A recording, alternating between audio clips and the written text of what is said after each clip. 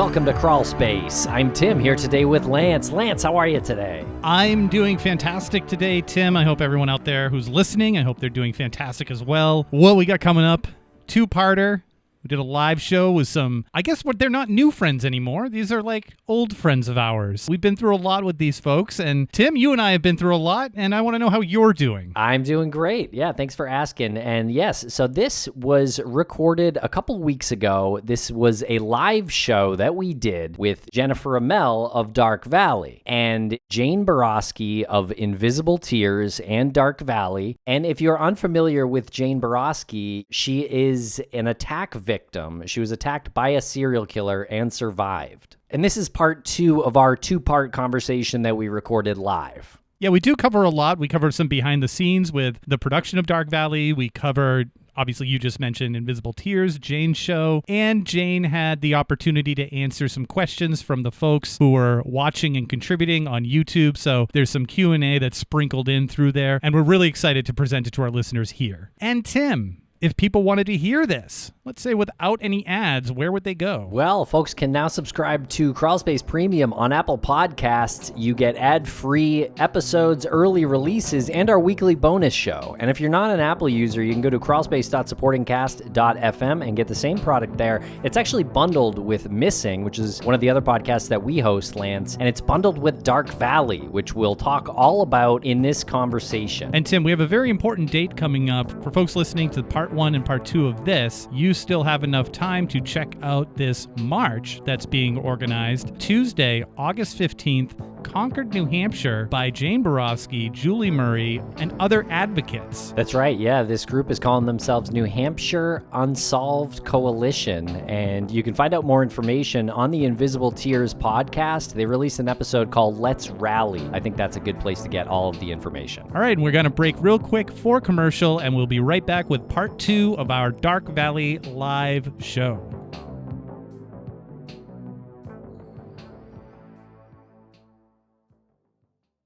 And a thank you to our sponsors. Back to the program. When we had been talking early on in the process of making Dark Valley and, figuring out our relationship with you, there were a few questions that we just weren't sure if we were able to ask you. And one of them was about how you called your attacker an asshole in midst of the attack. And you said, "Hey, asshole." And I mean, on the side, we kind of made a joke like, well, if Jane called that guy an asshole, what's the watermark? Because now you can't call someone who cut you off in traffic an asshole. We were talking about that and the grit that you had to stand up and call this guy an asshole when you could have just cowered is impressive. And there was that. And then I can remember Tim's face. It actually confused you when he said, how do you still drive the same car? You still live in the same town. How is this thing? And you were like, I love this town. I love my car. So these are the things that I think come out in Invisible Tears as well as Dark Valley, that just because somebody perpetrates this on you, it doesn't have to take everything from you.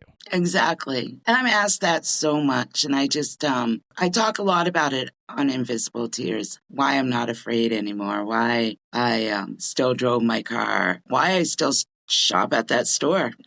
I still shop there. I never stopped. I think my reaction to Tim was, it's geographics. I still can't believe your answer on that because I definitely never would have went back there.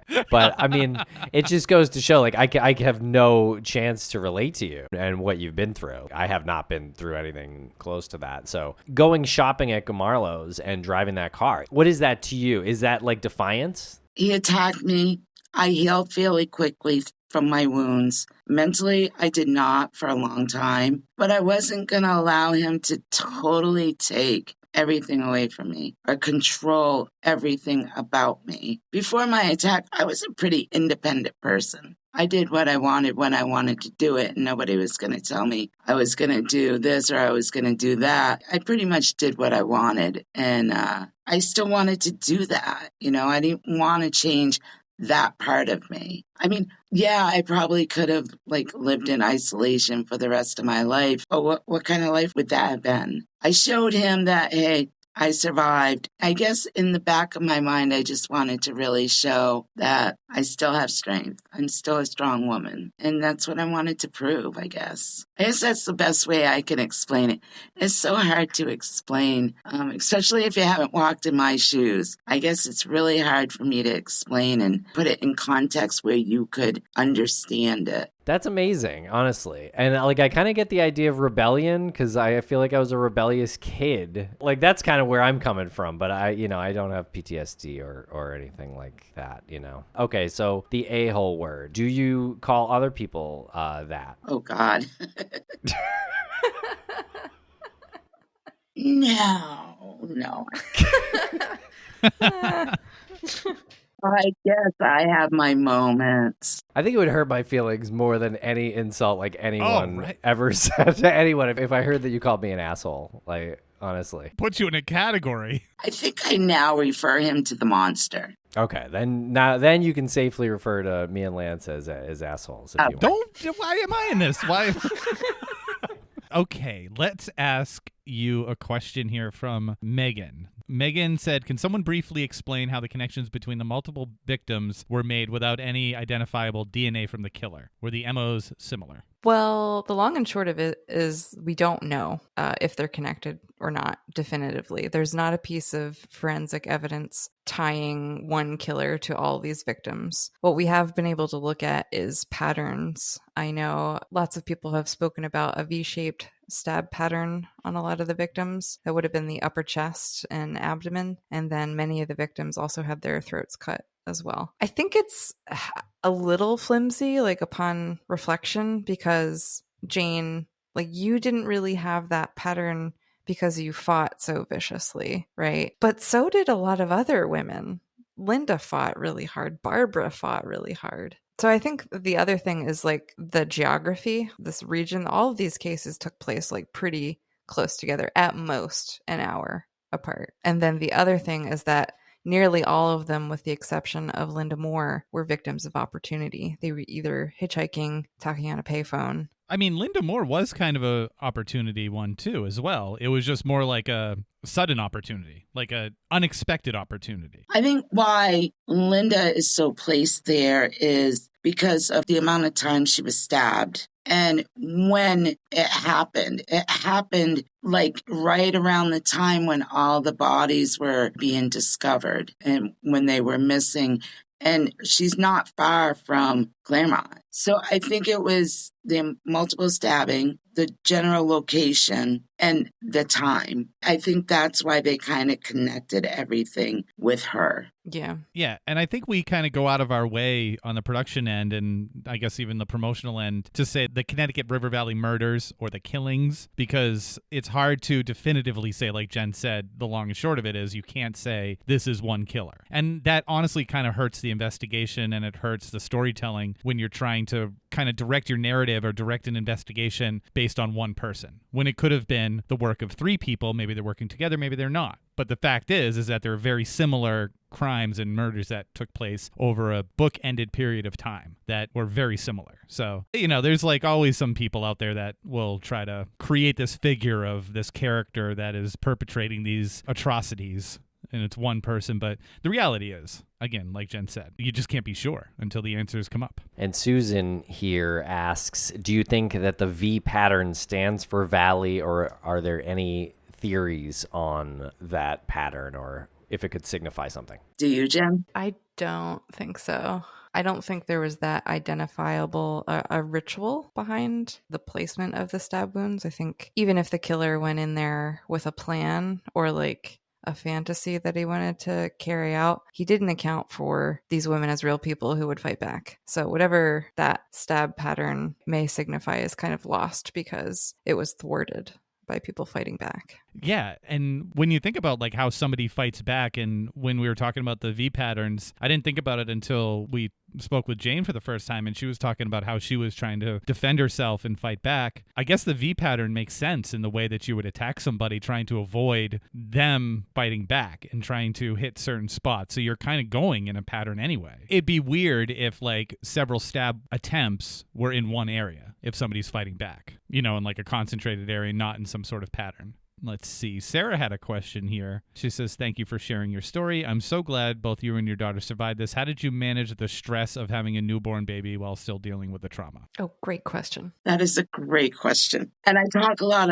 about this on Invisible Tears. I was kind of angry. I was really angry, actually, because not only was, I was attacked, but yeah, I was grateful I survived. But then instead of the last 2 months of really getting excited about being a new mom, because I carried her for another 2 months after my attack, I should have been getting a nursery set up and being excited about being a mom for the first time and, going to my doctor's appointments and seeing ultrasounds. And it was like, I didn't have that after my attack. I was meeting with detectives on a weekly basis, being interviewed. I was still healing somewhat from my wounds, from my stab wounds. I was really scared because I was like, I can't protect myself. How am I supposed to protect my child when my child is born, So for a long time, I wasn't alone. I had to have somebody with me at all times. I was watched very closely by my doctor because I had a high-risk pregnancy then because of my attack. I feel like what I should have been excited about being a new mom and experiencing the last 2 months of my pregnancy, that was kind of stolen from me. My life was anything but normal after that. It was probably a good year before I could actually start trying to live a normal life,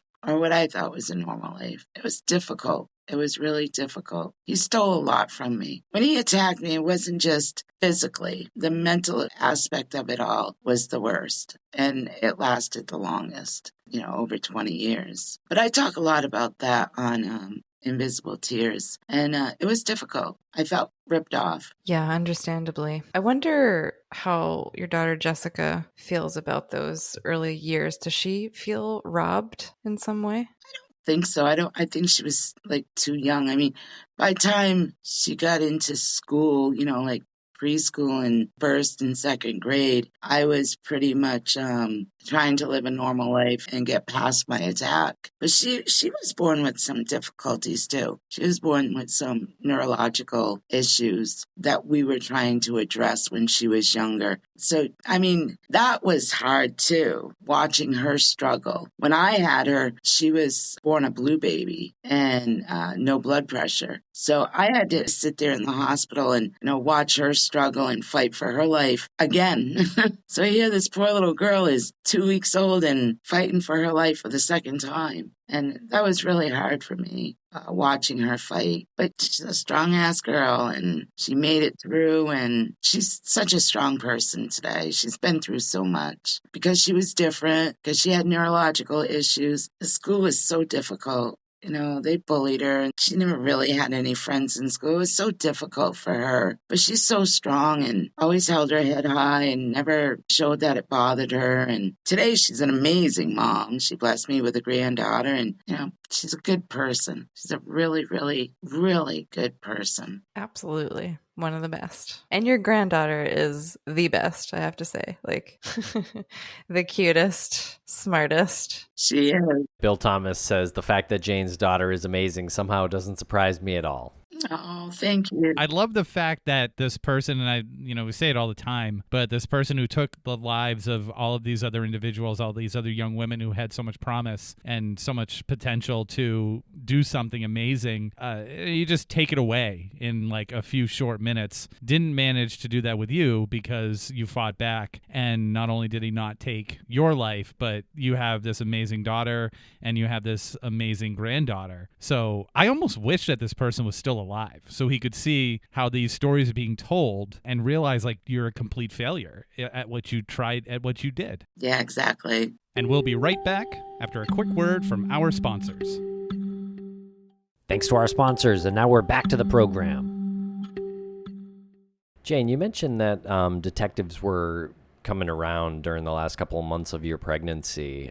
How long were they coming around and talking with you? Probably about 2 months. And then I didn't hear from them for 10 years. And then I heard from them, and then I hadn't heard from them for another 15 years.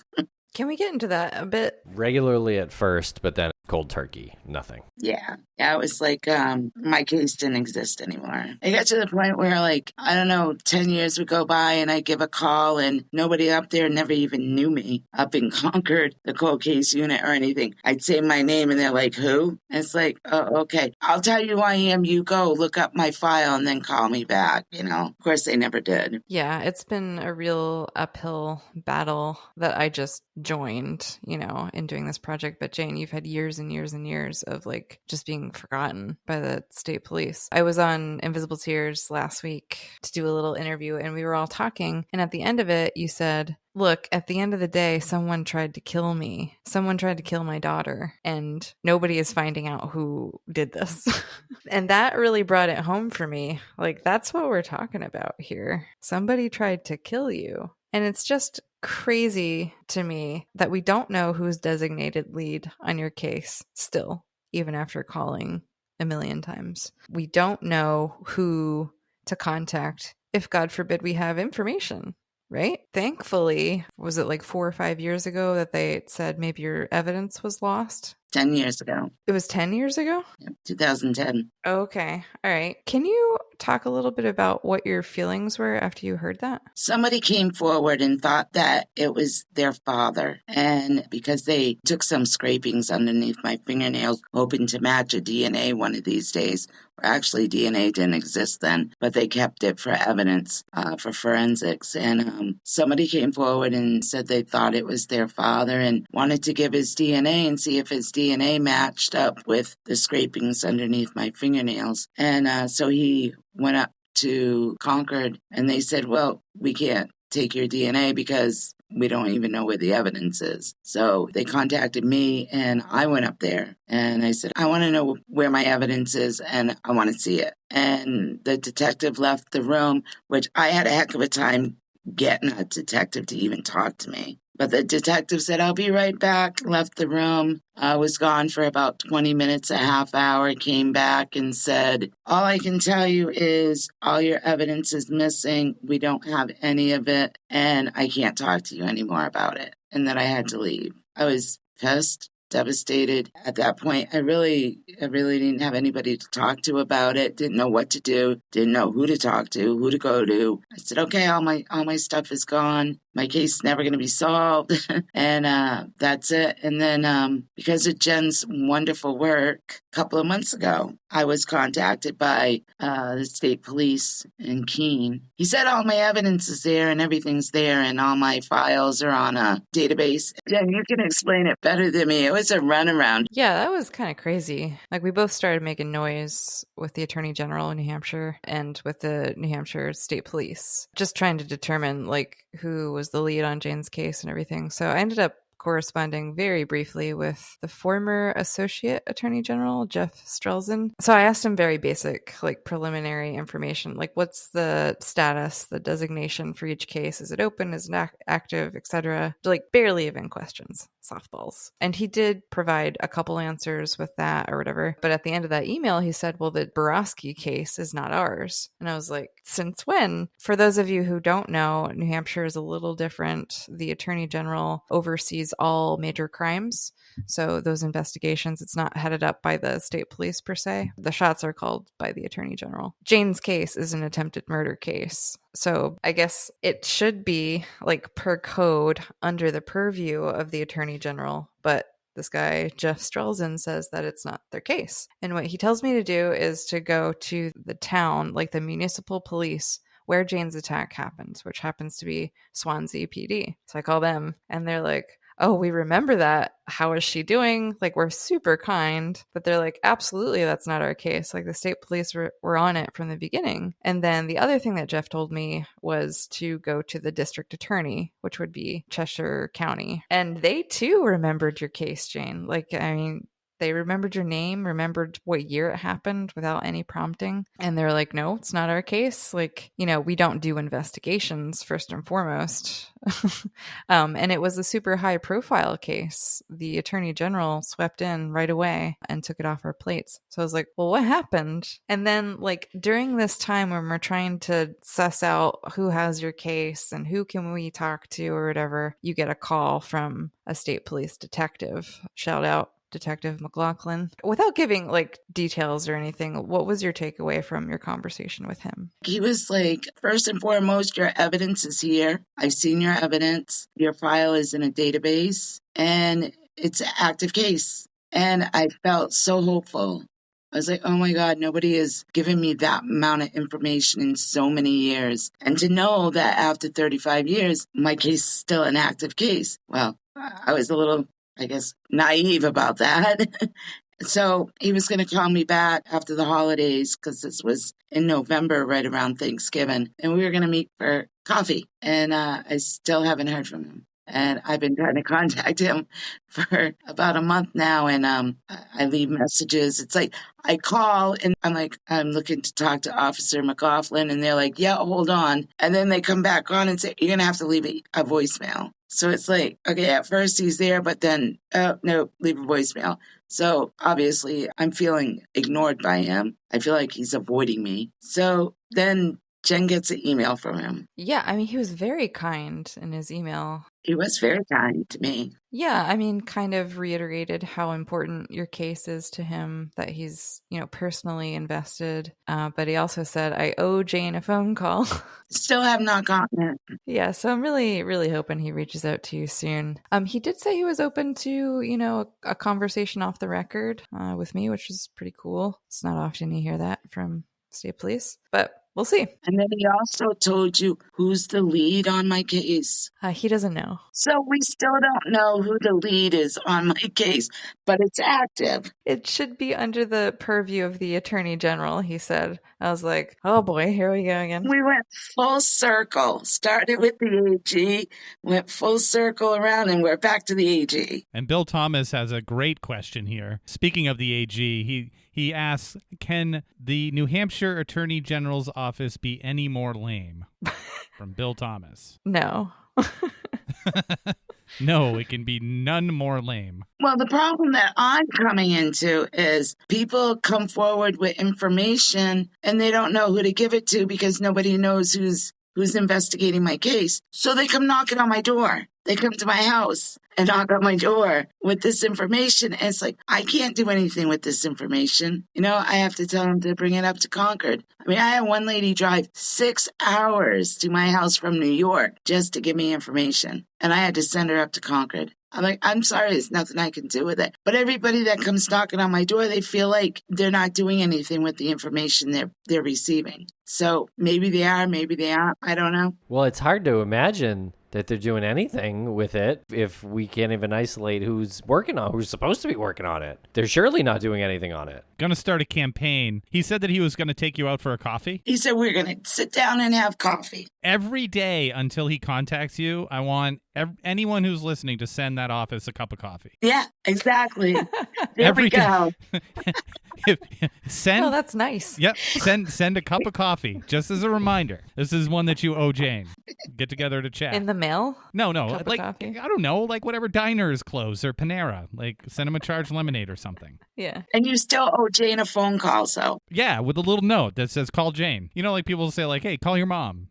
Like check in. Like just send it to her like, hey, call Jane. We'll be right back after a quick word from our sponsor. And a thank you to our sponsors. Back to the program.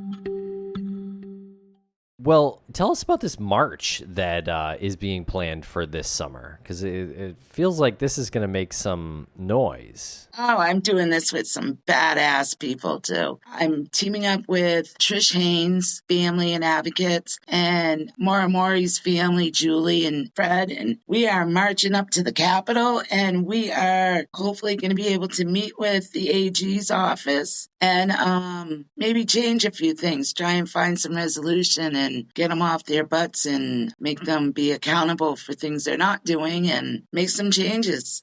We each have our own agenda. We want to have a sit down with them. Trish Haynes and her family have concerns of theirs. Julie and Fred, they have their own agenda and concerns, and I have mine. We're going to make them listen to us. Hopefully make them make some changes so that they start doing their jobs.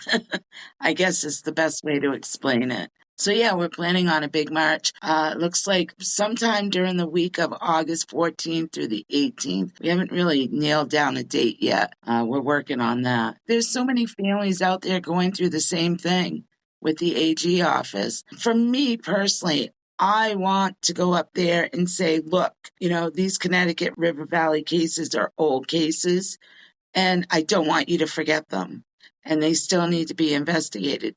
They still need to be looked at. The unfortunate thing is the way that they do their detective work has not changed in 40 years. They still do the same practices as they did 40 years ago. It's like, hello, I mean, this is our 21st century. Let's get up to times here and do your jobs and start getting some of these cases solved and working on them, finding some answers for these families.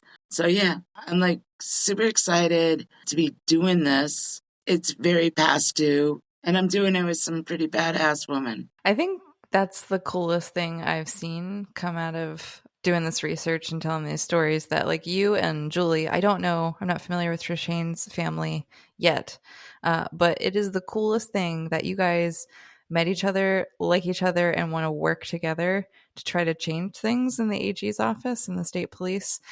That's where power comes from. It comes from people banding together, and especially strong ladies such as yourselves. Yeah, exactly. That's like my case. If my case was cold and it wasn't being investigated, I would be able to have access to my case files.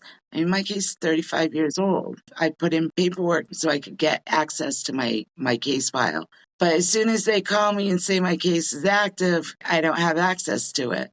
And that's the same thing that's happening with them. They should have access to the case file. If the cases are so old and maybe fresh eyes on them, maybe the family can find something in these case files that wasn't noticed or seen, or something that was overlooked. I mean, what's the harm in them seeing these case files? But they keep them close, boy. They don't release anything. And it's too bad, because I think if they did, they might get further in these cases than what they are.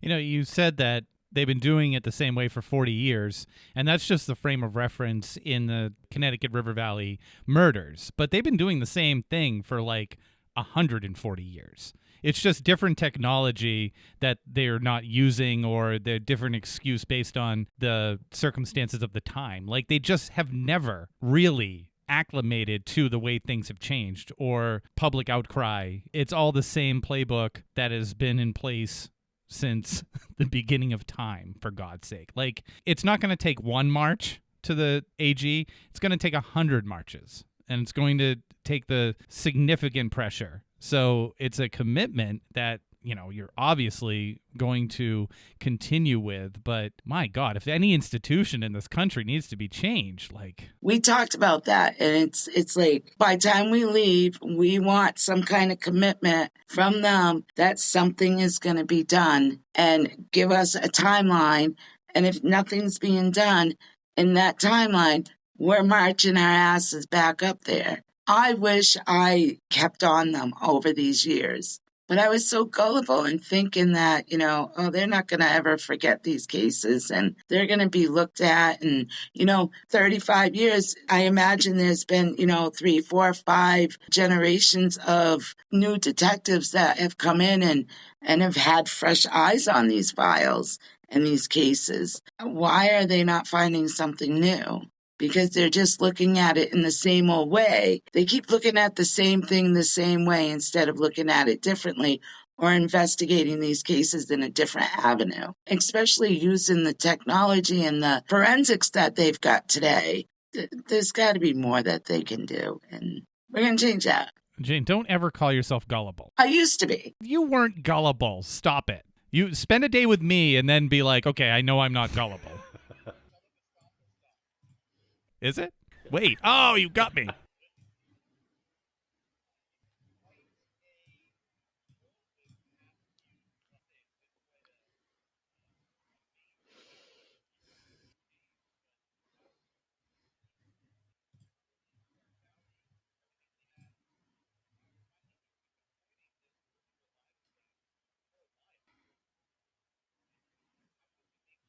Absolutely. Yeah, I would really like to know what happens if someone does submit a tip to the New Hampshire Attorney General site in your case. Where does that go? Does that go to a detective that we don't know about right now? Does this go right into your case file? Like, I don't know. I used to be on the cold case website, and they took me off with no explanation. I have no idea why. That's what it feels like. Yeah, like a dream. Your dream. Maybe they think they solved it. Maybe they're like, oh, didn't Jimmy solve it last week? The universe. True. That's something that people say who look into it, who Google the cases. You know, they're like, oh, isn't that solved? You know. I hope you're not right about that, Lance. Yeah, seriously. Will other people be invited to join the march? Absolutely. We're definitely going to get the word out. And I know we have a bunch of people that are going to be joining us. And I think once we get the word out, there may be other families out there going through the same thing with the AG office as we all are. And they may want to join in with us and speak their mind and get their stories out. So, yeah. You have a similar story, you want to join the march, please do. We're going to be posting a lot. As soon as we get a definite date, we're definitely going to be posting it everywhere. Julie's going to be putting out news releases. We're going to make sure the word is out there that we're doing this. I don't expect results the first march, but I know this isn't going to be our last march. But you got to start somewhere, and you got to start with that first one. And eventually they'll realize that we're not stopping. Yeah, and eventually they'll know, probably pretty soon, they'll know that you don't want to go in there and demand irrational things. You want to have a conversation and say, here's how things need to be more transparent. You all know that there's not like an instant answer that they're holding back information on. It's just the lack of communication and this weird way that details are delivered to family members that cause these things to bubble up and bubble over. Just be transparent. Just figure out a way where the communication can be more cooperative. Let's start there. Keep watching us on Facebook, and we'll be posting more about the march. And once the info comes up, we'll put it in the episode show notes for Dark Valley and for Missing and Crawlspace, and you'll do the same for Invisible Tears. But also after that, if this is happening in August, in September, you'll be joining us at CrimeCon in Orlando. Yay.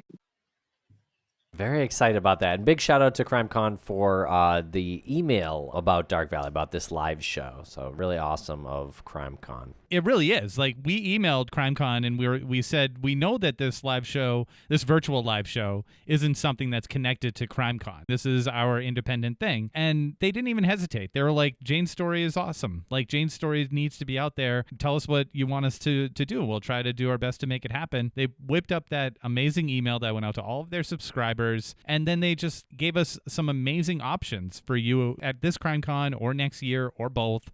Without like gushing over CrimeCon, like, their heart is in the right place. They made space for you and your story on the main stage at Podcast Row, which is amazing. If you haven't bought your CrimeCon ticket yet, go do it. I know all the VIPs are sold out. Yeah. This has been a great live show. Do we have any other questions from the chat or any other topics you all want to hit before we end tonight? I'm going to make you a star. But I think that Apparently Bill wants to charge the bar tab to my room at CrimeCon. I'm sure. Is that what he's getting at? I think so. Yeah. position as the only survivor to tell their stories. Joke's on him. We're staying 25 minutes outside at an Airbnb. Well, thank you everybody for hanging out with us tonight. This has been a great chat and live show and roundtable discussion about the new podcast Dark Valley. So thanks a lot for hanging out, listening, and please go follow and subscribe to Dark Valley. New episode every Friday throughout the summer. And don't forget Invisible Tears.